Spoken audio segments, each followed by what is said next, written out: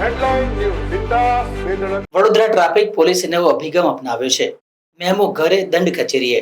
Traffic નિયમ ભંગ કરનારાઓ સામે કડક કાર્યવાહી કરવામાં આવશે. વડોદરા શહેરમાં ટ્રાફિક નિયમોનું ઉલ્લંઘન કરનારાઓ પર લગામ કસવા માટે વડોદરા શહેર ટ્રાફિક પોલીસે એક નવતર અભિગમ અપનાવ્યો છે.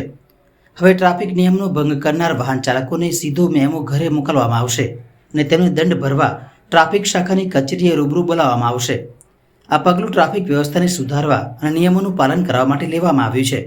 ત્યારે અત્યાર સુધી ટ્રાફિક નિયમ ભંગ કરનારાઓને સ્થળ પર જ મેમો આપી દંડ વસૂલવામાં આવતો હતો અથવા ઈ ચલણ મોકલવામાં આવતા હતા.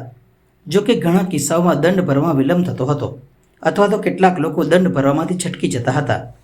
આ ઉપરાંત ટ્રાફિક પોલીસ અને વાહન ચાલકો વચ્ચે સ્થળો પર દંડ વસૂલતી વખતે થતી દલીલો અને ઘર્ષણને ટાળવા માટે પણ આ નવો અભિગમ મદદરૂપ થશે.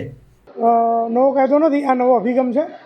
આ સીપી સાહેબ, એડિશનલ સીપી સાહેબ અને ડીસીપી સાહેબની સૂચના માર્ગદર્શન મુજબ ટ્રાફિક પોલીસ દ્વારા એક નવો અભિગમ શરૂ કરવામાં આવ્યો છે. અમારા જે સીસીટીવી કંટ્રોલ રૂમ છે એમાંથી રોજ અલગ અલગ સર્કલ ઉપર જે ટ્રાફિક નિયમોનો ભંગ કરે છે, સિગ્નલ ભંગ કરે છે, એવા લોકોના કેમેરાથી ફોટો પાડી અને એ લોકોને અમારી કચેરીએ બોલાવવામાં આવશે અને એમને સીધો દંડ કરવામાં આવશે.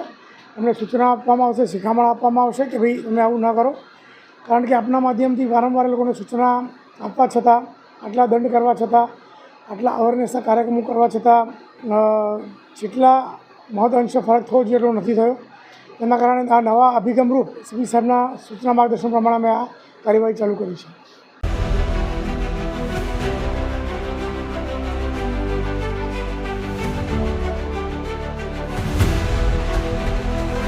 हर समस्या की हेडलाइन न्यूज विकास वेदना